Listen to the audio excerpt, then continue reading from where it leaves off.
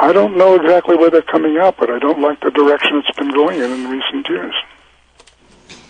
I wanted to go back to Iraq and ask you about, well, a piece by Jim Steele and Don Bartlett that came out in Vanity Fair, where they're talking about the billions lost in Iraq.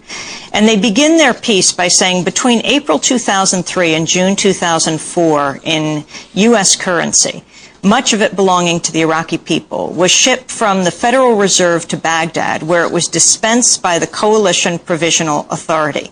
Some of the cash went to pay for projects and keep ministries afloat. But incredibly, at least $9 billion has gone missing, unaccounted for, in a frenzy of mismanagement and greed.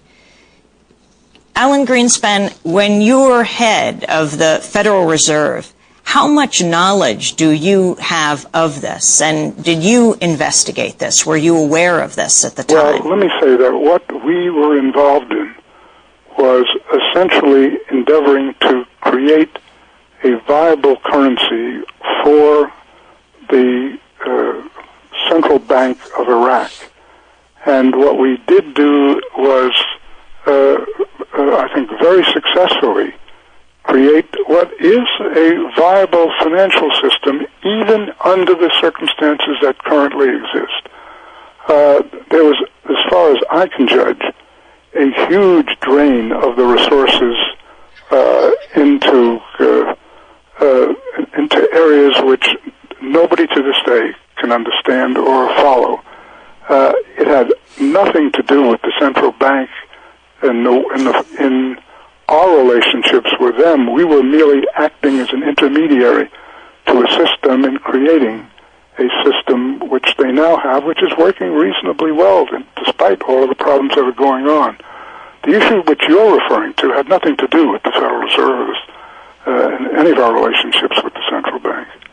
Well, they're talking about, in one day, for example, the East Rutherford Operations Center of the Federal Reserve Bank of New York, 100 Orchard Street in East Rutherford, a tractor-trailer truck pulling up.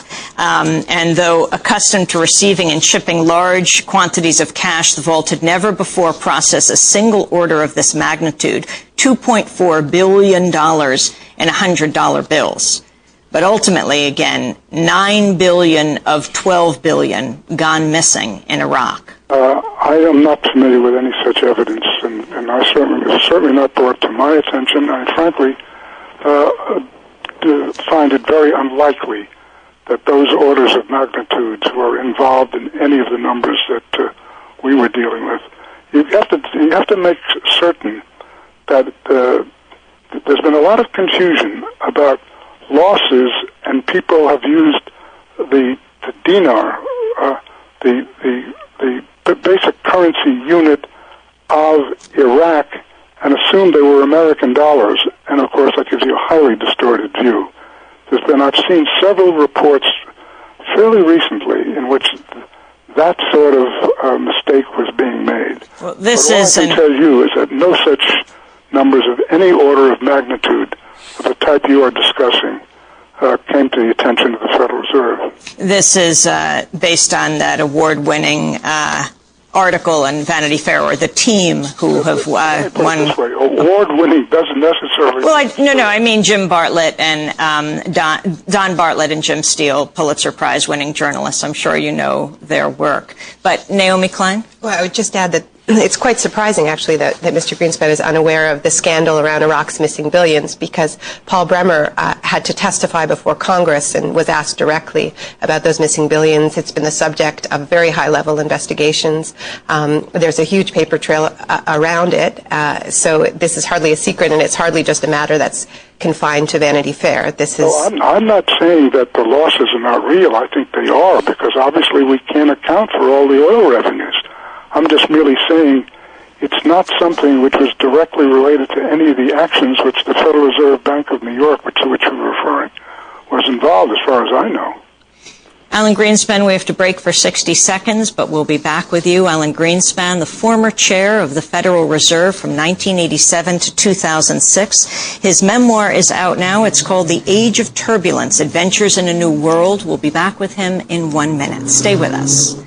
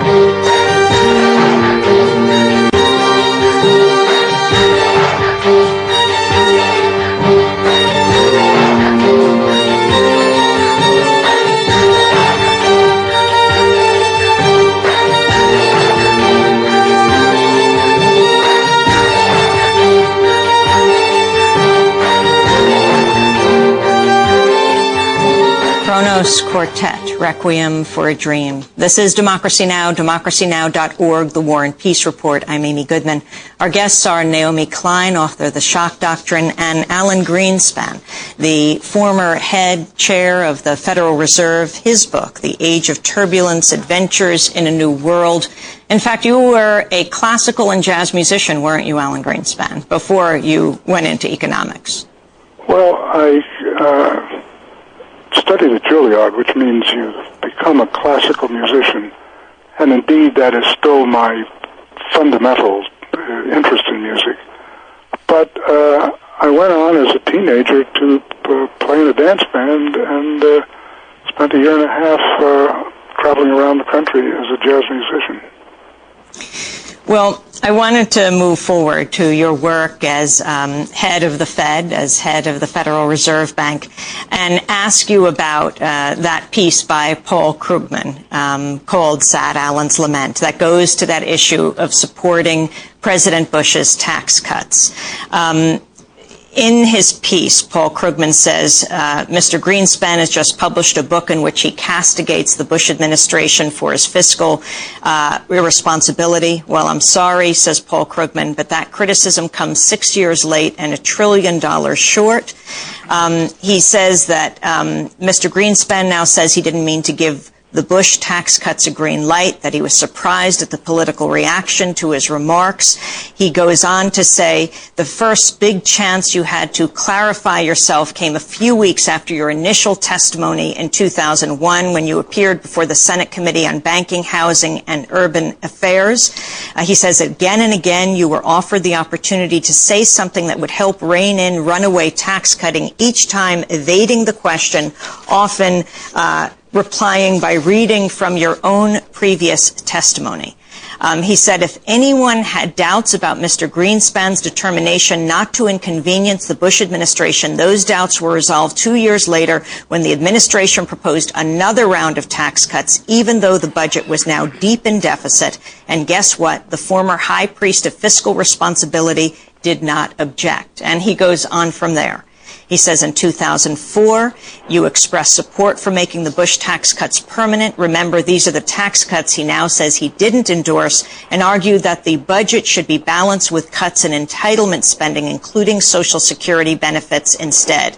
Of course, back in 2001, he specifically assured Congress that cutting taxes would not threaten Social Security. Your response, Alan Greenspan? Well, I find it very unfortunate. Paul is a good economist. I've known him for years. He is wrong fundamentally in many of the facts, in fact, probably all of the ones you've just cited. First of all, I was in favor of tax cuts of any type when it looked as though, according to all the technical experts, we were confronted with very large potential increases in surpluses. If we allowed those surpluses to run when the debt of the United States essentially went to zero, we would find that the federal government was beginning to accumulate huge amounts of assets of corporate business. There would be no alternative to that. And if you look at the possibilities of what Lyndon Johnson or Richard Nixon would have done under those circumstances,